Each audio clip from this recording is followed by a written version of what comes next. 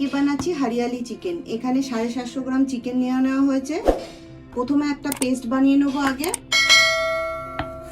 প্রথমে দেবো 1 মুঠ ধনে পাতা, অল্প করে পুদিনা পাতা, একটা গোটা পেঁয়াজ, 6টা কাঁচা লঙ্কা আর 5টা কাজু। এবার অল্প জল দিয়ে পেস্ট করে নেব। এবার এর মধ্যে দিয়ে দেবো আন্দাজ মতো নুন, হাফ চামচ মতো লঙ্কার গুঁড়ো, হাফ চামচ মতো জিরের গুঁড়ো, 1 চামচ ধনের গুঁড়ো, দিয়ে দেবো 1 বাটি টক দই, দিয়ে দেবো 1.5 চামচ মতো আদা রসুন পেস্ট। এবার দেবো সামান্য একটু চিনি। যে পেস্টটা তৈরি করেছিলাম এবার এটা এর মধ্যে দিয়ে দিচ্ছি।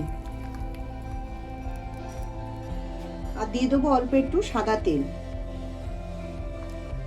এবার ভালো করে মাখিয়ে নেব।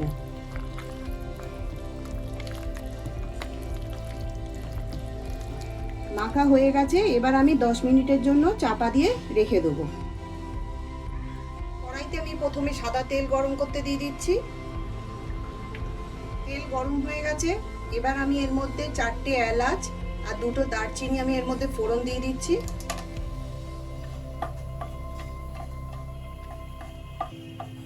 এখানে 2টো মিডিয়াম সাইজের পেঁয়াজ কুচিয়ে রেখেছি, সেটা আমি এর মধ্যে দিয়ে দিচ্ছি।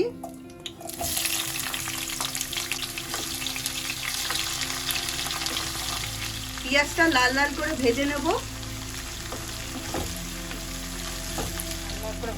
পেঁয়াজটা লাল লাল করে ভাজা হয়ে গেছে। এবার আমি এর মধ্যে যে চিকেনটা মাখিয়ে রেখেছিলাম সেটা আমি এর মধ্যে দিয়ে দিচ্ছি।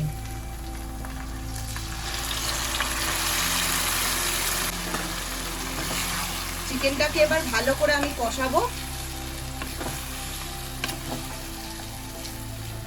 চিকেনের মধ্যে আর কোনো মশলা পড়বে না, এই যা মশলা আমি সব আগে দিয়ে দিয়েছি। এবার চিকেনটাকে আমি ভালো করে কষাবো। চিকেনটা ভালো মতো কষানো হয়ে গেছে, দেখুন একদম তেল বেরিয়ে এসছে। এবার আমি এর মধ্যে জল দিয়ে দেবো। বেশি জল দেবো না, অল্প করে জল দিয়ে দেবো।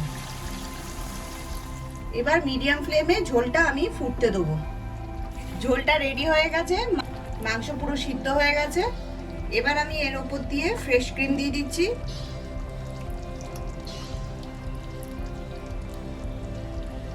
একটু নেড়ে নেব।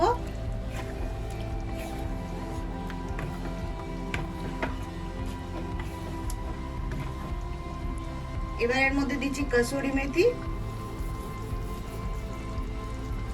দিচ্ছি হাফ চামচ মতো গরম মশলার গুঁড়ো।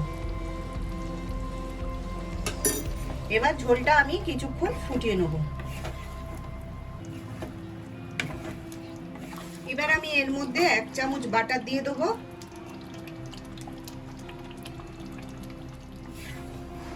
রেডি হয়ে গেছে হরিয়ালি চিকেন। এবার আমি এটা বাটির মধ্যে ঢেলে নিচ্ছি।